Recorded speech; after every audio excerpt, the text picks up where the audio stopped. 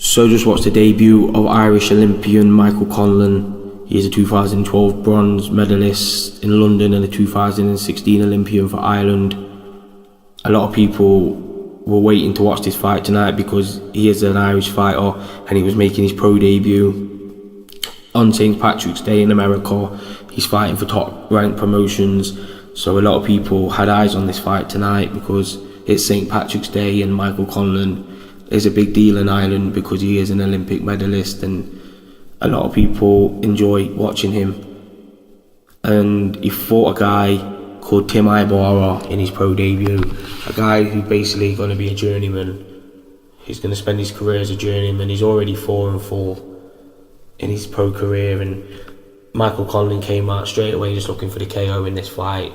People are saying, oh, but he looked very raw coming into this fight, he looked very raw in the fight, but what do people expect? He's fighting a guy who's going to be a future journeyman. Like, Michael Conlan is on to bigger things in boxing. He's a very good fighter and he's not going to go in there and put on a technical masterclass, really, is he?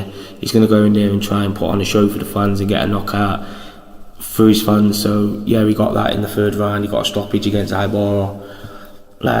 Yeah, it was raw. It was a raw performance, but what do people expect? It's his pro debut. He's not fighting a top caliber opponent, is he? He's not doing a Vasyl Lomachenko and fighting top fighters straight off the back. He's going to have a few easy fights so he gets in the rhythm of pro boxing, so he gets used to it, and then probably see him in bigger fights, because I don't see it long before he's in big fights. I give him 10-11 fights before we start seeing him in bigger fights.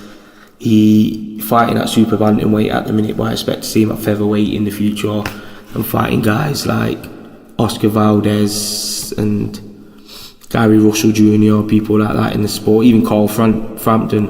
Imagine Michael Conlan and Carl Frampton. That would just be an absolute... I can't even imagine the calibre of fans that would watch that fight. It'd be ridiculous. It'll be Ireland versus Northern Ireland, and it'd just be crazy.